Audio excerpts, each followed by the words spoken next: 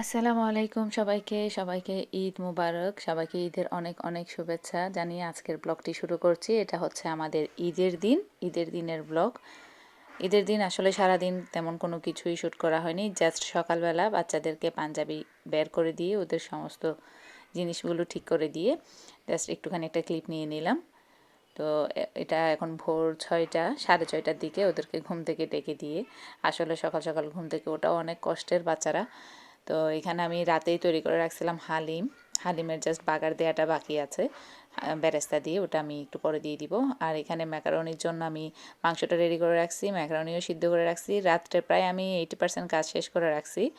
আর ডিমের কোরমা, মুরগির রোস্ট, তারপর গরুর মাংস সব কিছুই আমি রান্না করে রেখে দিছি। আর এখন সকালবেলা একটা একটা করে আবার গরম দিয়ে দিব, আবার যদি না নষ্ট হয়ে যায়।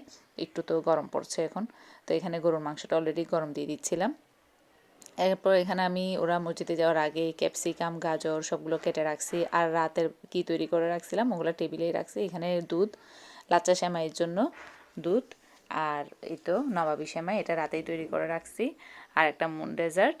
এখন এগুলো হচ্ছে কাস্টমাইজ জায়নামাজ আমার ছেলেদের, এগুলো সৌদি থেকে পাঠানো হয়েছে আমাদের জন্য গিফট, আমার ফুফি। তো ওরা ওদের প্রতি বছর ঈদে এই জায়নামাজগুলো নিয়েই নামাজ পড়তে যায়। তো ওদের নামের প্রত্যেকের নাম দেয়া আছে আর কি জায়নামাজের মধ্যে কাস্টমাইজ করা। তো এখন ওরা মসজিদে যাওয়ার আগে, মানে ঈদগাহ মাঠে যাওয়ার আগে একটু ওখানে একটা ছবি তুলে নিতে চাচ্ছিলাম। তো ছোটোটা একটু মানে করছিল আর কি। তো ওকে বলতেছি না বসো তুমি। তো ওদেরকে পাঠিয়ে দিয়ে এখন আমি বেরেস্তা করে নিচ্ছিলাম, পেঁয়াজ বেরেস্তা।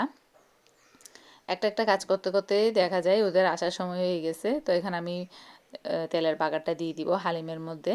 এটা রাতে করিনি, রাতে আর সমস্ত সব কিছু করে রাখছি, পুরো হালিমটা রেডি করে রাখছি, জাস্ট তেলের বাগারটা দেওয়া বাকি। তো রাতে আসলে করে রাখলে সকালবেলা কাজ অনেকটা মানে কি বলবো সময় পাওয়া যায়। ওরা ঈদগাহ মাঠ থেকে আস্তে আস্তে আমিও গোসল টোসল করে রেডি হয়ে নিতে পারি। তাই রাতে কাজটা করে রাখাটাই আমার মনে হয় ভালো।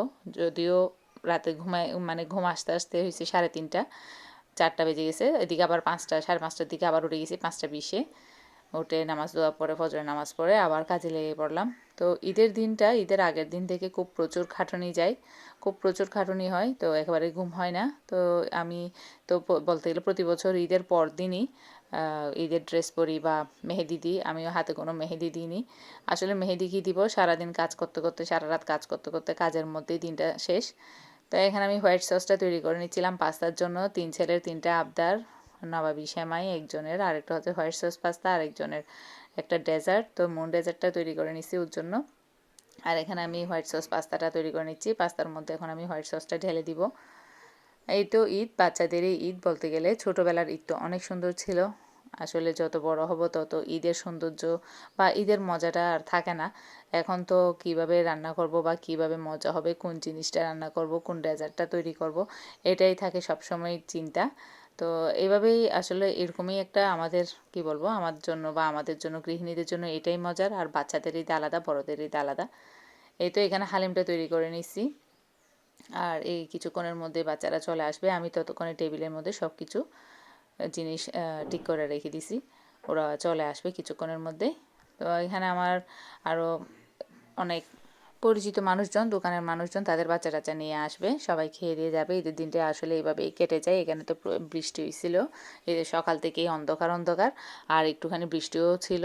আর রাতের বেলা আবার প্রচুর বৃষ্টি হয়েছে। এগুলো আমার দোকানের মানুষ, ও ব্যাচেলার, ওর ওয়াইফ থাকে দেশের বাড়ি। তো ও রান্না করছে, ও রান্না করে এটা পাঠাইছে আমার জন্য, গরুর মাংস, তারপর পোলাও। তো এগুলো পাঠিয়েছে আমার নিচের একটা ফ্ল্যাট থেকে একজন আপু। তো এগুলো এক্সেট করে রাখছি। আসলে ঈদের দিন প্রচুর ঘরেও খাবার হয়, আবার প্রতিবেশীরাও পাঠায়, প্রচুর খাবার হয়ে যায়। তো এই তো এখন আমি সব কিছু গোছকাজ করে নিই। এখন আমি দুপুরবেলা চলে আসছি আমার পোলাও রান্না করতে, পোলাওটা বসিয়ে দিছি। আমি এই মেজারমেন্টে পোলাওটা রান্না করি, এটা দিয়ে একেবারে পারফেক্ট হয় পোলাওটা, মাসাল্লাহ। তো এই তো খাবারটাও রেডি করে রেখে দিলাম, এখন আমরা দুপুরবেলা খেয়ে নিব। ঈদের দিনটা আজকে এইভাবেই কেটে গেল। তো আল্লাহ হাফেজ।